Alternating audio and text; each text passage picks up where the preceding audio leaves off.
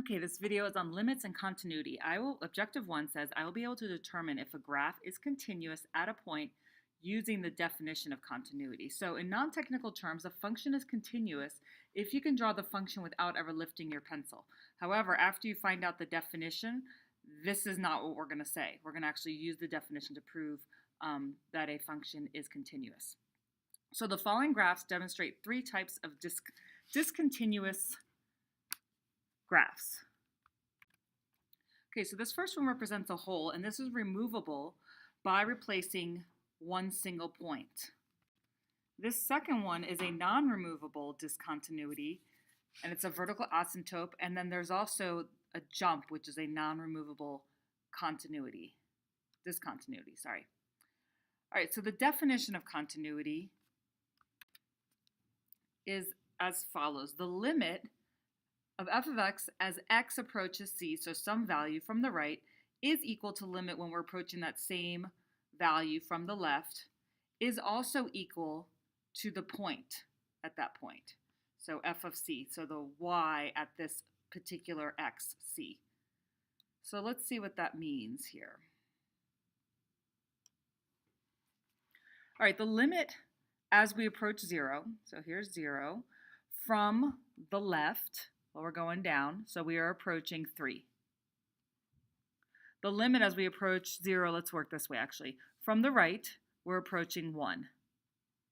And the limit as x approaches 0 from the left and the right, well, it doesn't exist because it's not going to the same place. So it does not exist.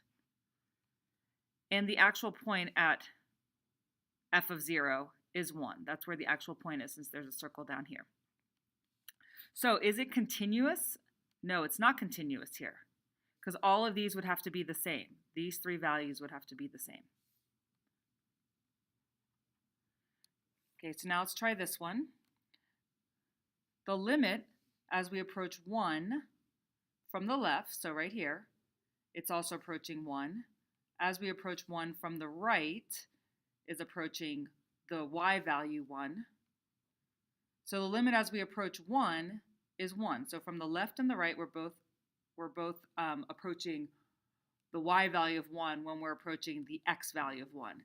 And then the actual y value when f of 1 is 1. Okay, because all of these match, this is continuous.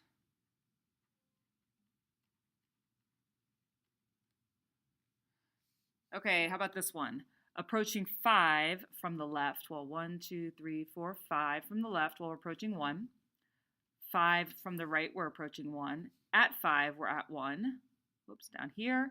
And approaching 5 from both sides, the limit from both sides does exist at 1. So is this continuous? I'm just going to write yes.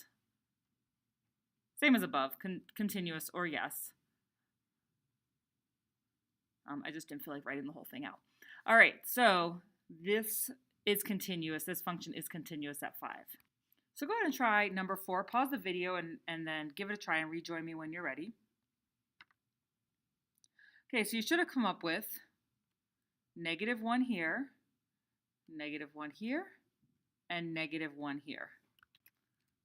So it's not asking if it's continuous, but it would be, the answer would be yes for this one, that it is continuous, because all of these match. All of these are equal.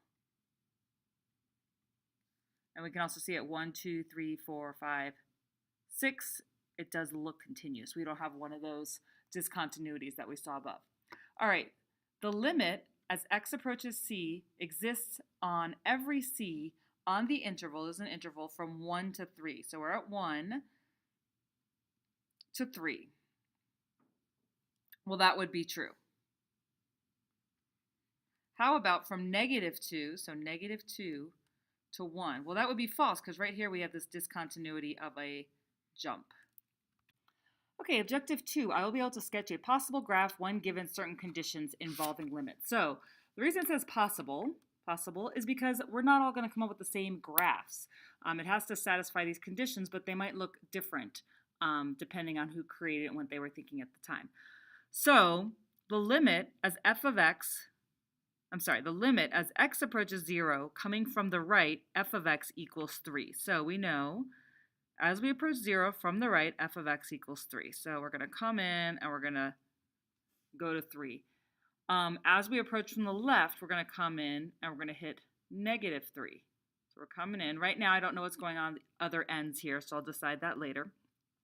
But actually, at 0 is 1. So at 0, f of 0 is 1. If there's a dot here, there cannot be a dot here or a point here. What would have to be there is a circle. Because if I have 2 points vertically above each other, well, it's no longer a function. Okay, and these are functions that we want to draw here. All right, the limit of f of x exists, but the graph is discontinuous at 1. I'm just going to read through all of these and then kind of make a plan. And then the limit as f of x, the limit, sorry, I keep reading this wrong. The limit as x approaches negative 4 from the right, it's going to go to negative infinity. Okay, so we're going to negative 4, 1, 2, 3, 4, right here. As we approach from the right, it's going to go to negative infinity, just like that. So if we're going to negative infinity, there must be an asymptote right here. Let's go ahead and draw that in. And then let's see what's happening as we approach 4 from the right. Well, it's going to infinity. If it had said negative, then we'd have it going in the same direction here. But it says it's going to infinity. So we'll just come in wherever and go up. It doesn't matter where I came in here, okay? We don't know that, so that's why these graphs are going to differ.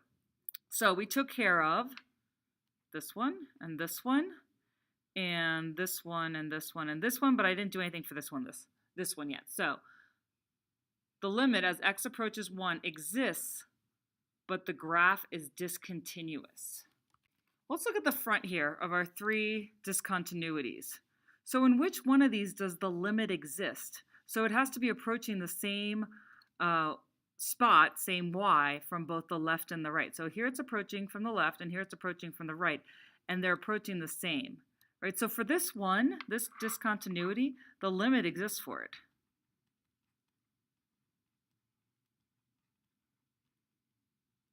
But over here, as we approach from the left and the right, they do not go to the same spot. So the limit does not exist.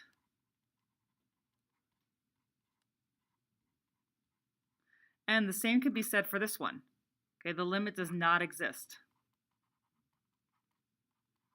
So coming back to our drawing, the only way I can make it discontinuous but still have the limit exist means I'd have to have a hole. So I kind of went past there, so I'm going to go and erase a little bit more, and make a hole at 1. So the limit of f of x exists, but the graph is discontinuous when x equals 1. So that looks right there. And then we could end our graph right there, or we could also decide that it goes off like this, something like that. Just because we're used to seeing graphs taking up the whole coordinate plane. All right, let's try this one. So f of 0 equals 0. So we're going to have a dot or a point right there. F of 2 equals 1. So f of 2 equals 1. Point right there. F of negative 2 equals negative 4. 1, 2, 3, 4. So we have a point right there. Okay, now I'm going to kind of read through here. So the limit of f of x does not exist. So it means that it's coming in at negative 1. So here's negative 1, and it's coming into 2 different places. So we could have a jump, or we could also have an asymptote, either one. But let's keep reading. All right, the limit of f of x exists, but the graph is discontinuous at 1. So here, there's only one choice. If it's discontinuous and exists, then it can only be a hole. Okay, as x approaches infinity, so as we go this way, the graph approaches negative 1. So whenever I see that I'm approaching infinity, the x is approaching infinity, I'm thinking horizontal asymptote, right, if it gives me a number here.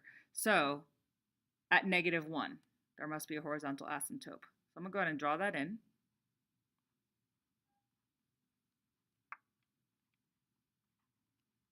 So it must be a horizontal asymptote.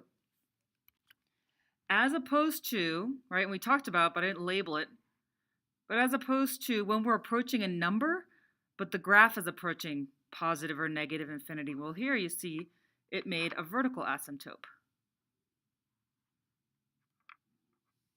So at -4, 1, 2, 3, 4, I need to have a vertical asymptote.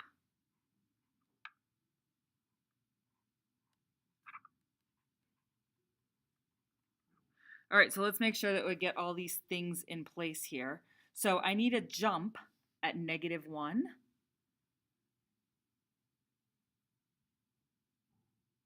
And I need to go through this point here. So anywhere on -1, I can do an asymptote or a jump to make this happen. So I'm just going to choose to do a jump. So let's just go like this, and we'll say that you have a point here. You can draw it wherever, right? It's not dictating. I'm picking this randomly, and I'm picking this randomly. I'm going to say that this is going this way. And then at x of 1, when x is 1, we have to have a hole. So right here where I drew this, I need to actually draw in a hole here.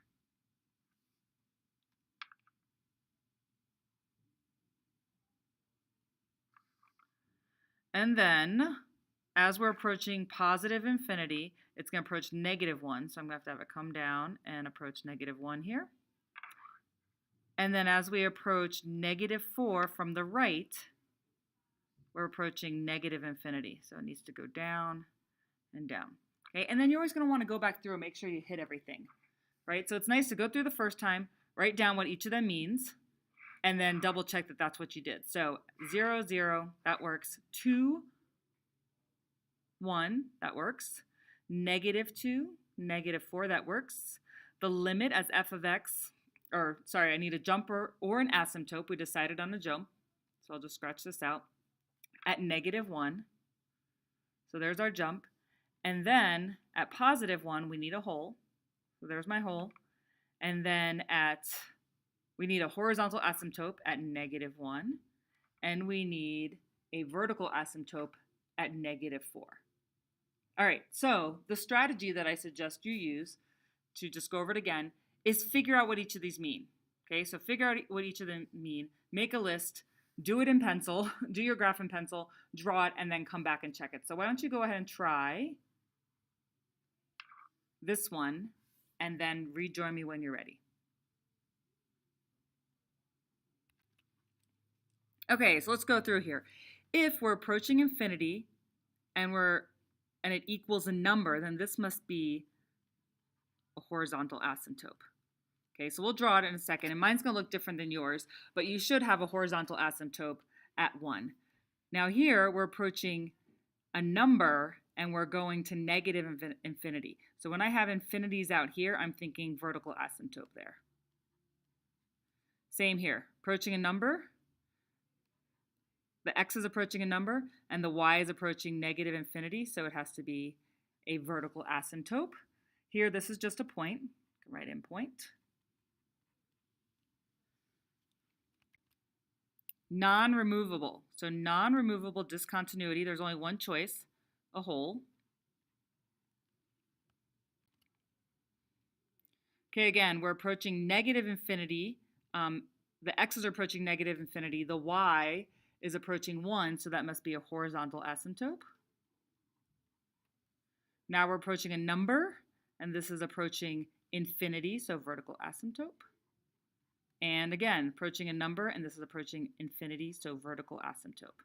All right, we have everything listed out. Let's go ahead and draw in our asymptote. So we have an asymptote at 1 for both of these, right? Horizontal asymptote at 1. And then in a moment, we'll deal with how the function is going to approach that asymptote, but we know we have it right here. Then we have a vertical asymptote at, well, these are going together like this. So we had 3, because both from the left and the right, we get a vertical asymptote at 3. So 1, 2, 3.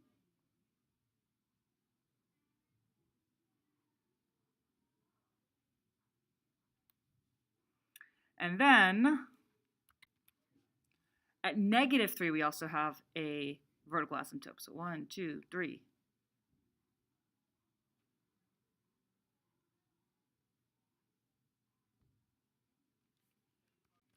Okay, so we have our asymptotes in there. So now let's go to the point 0, 2. 0, 2 is right there. And at -5, we need a hole. It's non-removable, so -5. 1, 2, 3, 4, 5, a hole. And it doesn't matter where. It can be anywhere on here.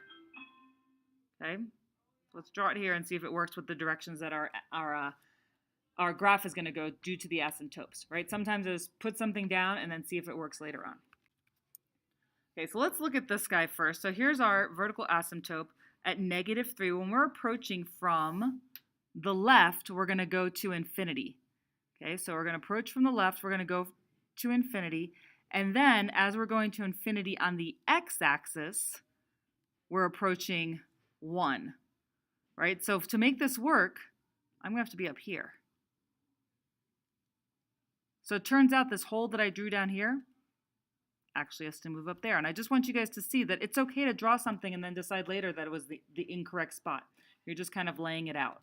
So this was supposed to be at -5. 1, 2, 3, 4, 5. There we go. I did erase the right spot there. So I've dealt with this. As I approach -infinity, the y is approaching 1. I've also dealt with as I approach -3 from the left side, I'm approaching infinity. That looks good. Okay, so let's look at approaching what's happening just to the right of this asymptote. So -3 approaching from the right is approaching -infinity. Okay, so we're going to go down